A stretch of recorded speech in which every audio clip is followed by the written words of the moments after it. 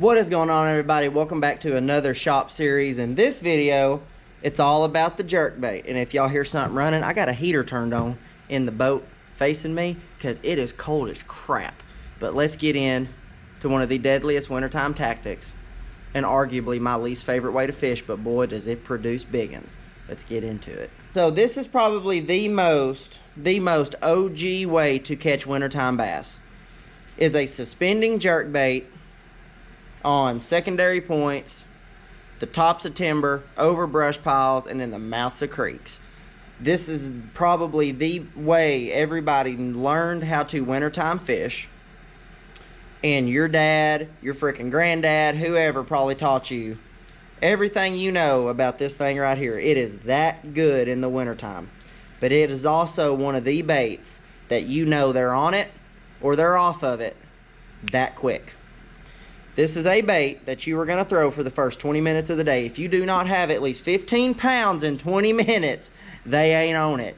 And some people are going to say, you're full of crap for that statement. No, this is a bait that if they're on that day, it is some of the funnest fishing you will have all year. Because even though it is cold, even though sometimes you pause that bait for 20 seconds at a time, when they hit this thing, even though they're cold, it is violent for a cold water bite.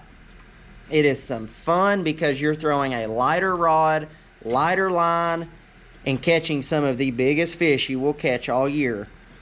Let's talk about how to target them with this jerkbait.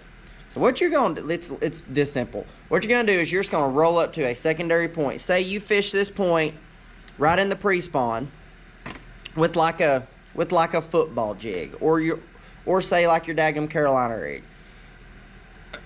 All you're going to do is just ease back off of it a little bit further. Make it to where you can land this jerkbait nearly on the bank with a long bomb cast. And a lot of these new jerkbaits, especially a 6-inch jerkbait, has a great weight transfer system. Meaning there is a chamber in this thing that runs the entire length of this bait.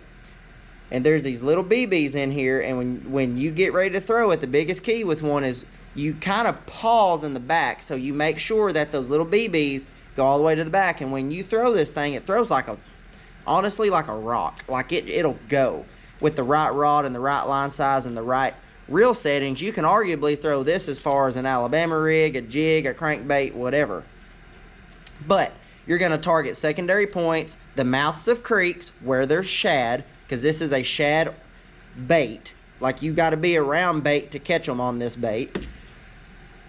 And if they're not there, you're going to go to the tops of trees or to brush piles. Brush piles tend to hold the largest fish out of everything, but they also hold the less fish in the wintertime because brush piles provide shade, and fish don't like shade in the wintertime. They want to be on that heat. They want to be on that rock, on that red clay, on those really good secondary points. They want to get on something that holds heat. Nothing holds heat like red clay and rock. But that's all you're going to do. You do not, repeat, do not need forward-facing sonar to fish this bait. Does it come in handy? I'd be lying if I said that it didn't. But you do not need it. This bait has been fished for 30 years before forward-facing sonar came out. From the OG Rogue to leading up to what we have now with the very high-tech weight transfer systems, better hooks, line tie angles, whatever. People have fished these baits for years without forward-facing sonar. And here's how you do it. We're going to talk water temp. Let's say the water temp, I start throwing a jerkbait really all year, but I really start throwing it when that water hits the mid-50s, that 55, 56 and lower. I start throwing it then. I'm not going to work it near as slow as I would now, being the 1st of January, the water's getting really cold. So let's say the water's still in the mid-50s. You're going to throw it out. You're going to reel it down 5, 6 cranks, and then I'm going to start jerking. 1, 2, 3. I'll pause it for maybe 2, 3 seconds. 1, 2. Pause it for 3, 4 seconds. 1, 2, 3, 4. The fish are warmer. The shad are warmer, so you're going to work the bait faster. The colder it gets, you're going to slow down your cadence. Now, when you get to this time of year, leading into February, when we hit around the pre-spawn mid-February in Oklahoma and in the Ozarks where I'm at, what you're going to find is the water is the coldest it will be all year. You're looking at water temp in the mid to lower 40s And them shad are cold. You don't want a bait down there just going crazy like somebody that's at a party that's had a little too much. You know what I'm saying? That are running through the house, jumping in and out of the pool, in and out of the hot tub, up and down the stairs. You don't want that. What you want is that bait to sit there. And fish are cold. Them shad are cold. If you're cold, they're cold. Throw that thing out there on that secondary point, on that red clay bank that's in the sun. Find you one that's in the sun, that's been in the sun all day. Roll up there at 1 o'clock when that sun's been baking on that red clay, and that red clay's warm. Set back off where you can barely touch the bank on a long cast. Bomb that thing up there. Reel it down 4 or 5 cranks. Give it 2 jerks. Pop, pop. Get on TikTok. Get on your phone. Do whatever. Or if you're like me, I'm a big line watcher with these things. I'm going to watch that line the whole time. I'm going to let this bait set. So I've let them set sometimes for 2 minutes. When the water's in the low 40s, I'll let it set for 2 minutes. Pop, pop. That's all I'm doing. And you're not ripping this thing. You're taking your line that is slack, and you're just pop, pop. You're barely making that bait just roll. It's moving this much. And then it's just going to sit there. Like I said, however long that you can stand to let it set there. If you can let it sit there for 3 minutes, do it. I don't have the patience for that. 2 minutes is as long as I've ever did it, and I probably only did it 1 time. I'm like a 20 to 30 second wait kind of guy. Let that thing sit there for 20, 30 seconds, pop it 1 time. Don't do your cadence the same every time. Sometimes I'll just give it 1 little nudge. Sometimes I might give it 3. I might do 1, 2, 3, like that, and then just let it sit there. What them fish are going to do is they're going to swim up there, and it's going to look like a dying shad. And that thing's going to suspend at the perfect angle. I prefer the 6 cents line of jerk baits. This is the 97 DD Deep. All of our jerk baits at 6 cents. Rather it's the daggum slow sink, the suspending, the silent, or the new 97 series. They all suspend at that perfect angle. And if you're a good jerkbait guy, you know what I'm talking about. I don't know what the angle degree is, but it's that angle right there. You don't want it sitting perfectly level. You don't want it sitting like this. You want that angle where them hooks just barely lean forward. It's the perfect angle. Why do you want that? It comes back to them fish are going to swim up to that bait real slow. That thing's going to be looking like it's dying, because when a shad dies, it'll barely flutter, and he'll be head down a little bit. He'll want to roll on his side. That's where that barely twitching it comes in. You're just going to barely move it where it's nose down, and it just kind of rolls a little bit. And then sits there and then rolls again. That can trigger some of the biggest bites of the year. Some of the biggest fish that you will see people catch all year come in the months of January and February on a suspending jerkbait in really cold water, and they caught it when that bait was sitting there, and they felt their line get tight because they might have been looking in the back of the boat with their buddy having some type of conversation. They're back there looking, and their rod just starts getting tight, like, oh hey, I've got one. Oh, I've got a big one. In the wintertime, less is more. You not moving your bait, it's still moving from the wind, the current, anything. The water this time of year is the thinnest it is all year. The least little bit of line movement from the wind moves the head of that jerkbait. Now that we're on that subject, let's talk line. I do not go heavier than 12-pound line on a jerkbait.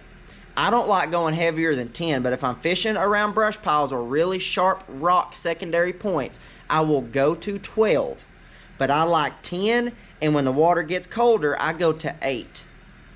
Now, it gets to a point where you have to go to 8 because the water's so cold, because the bigger the line, the heavier it is in the water, and the colder the water, the thinner the water. And I've even seen certain suspending jerkbaits, when the water is so cold, they sink. It's not because the jerkbait is sinking, it's because the line is getting that huge bow in it. From the nose of the bait, the line will go down in the water column, and then it'll come right back up to you. That line bows down because the line's heavy.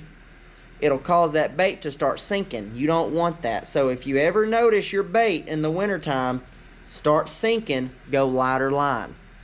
To combat that lighter line, to me, this is the only jerkbait rod you need. This is a 6 Sense Response, 6'9", medium, fast. Holy cow, this rod, it's cold out here, y'all. Y'all bear with me. This rod is the jerkbait rod. It's got a shorter handle, so it's not always up on your jacket or hitting everything. And it's made for 1/4 ounce to 1/2 ounce baits. It is a light, it's almost an ultra light, but you will not rip a hook out of a fish's mouth with it. It is legit. Now, the reel, I'm a little different. I'm gonna throw an 8-to-1 reel. I have the discipline to not use my reel as much. If you don't, go to a 7-speed or a 6-speed. Because what you'll end up doing and not even knowing it is you'll start moving your bait more with your reel because this 8-3-to-1 takes up so much line. So, if you don't have the discipline to not use your reel, go to a slower reel.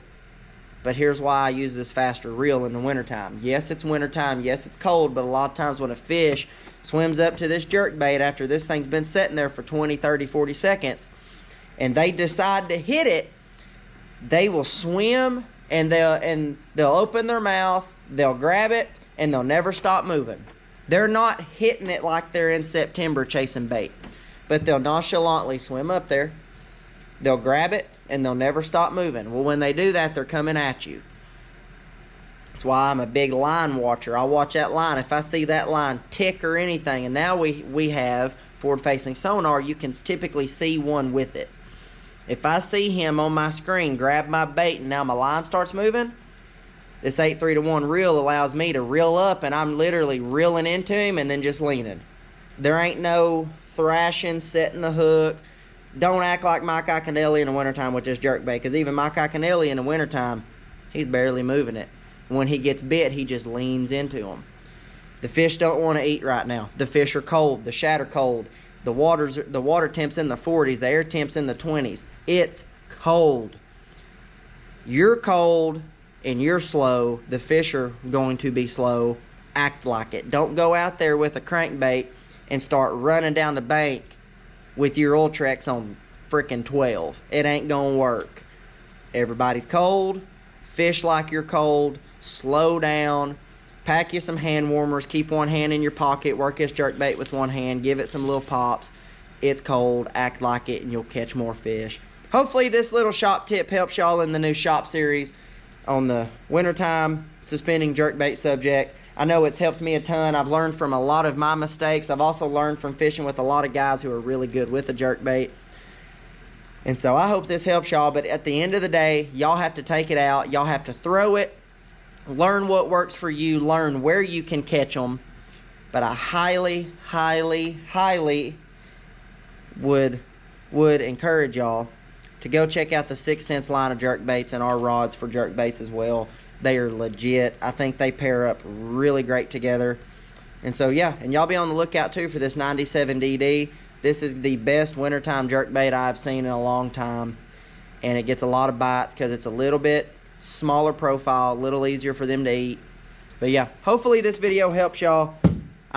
So, yeah, we're going to give y'all a lot more details on some baits coming here in the near future for wintertime fishing, leading all the way up into pre-spawn and into spawn. So, hopefully y'all like these videos. I know that I said in the last video there's going to be a little shorter. This video went a little longer, but certain subjects just need to be talked about more. But hey, thank y'all for watching. Thank y'all for this, for the likes, the comments, for the subscriptions and the shares on the videos.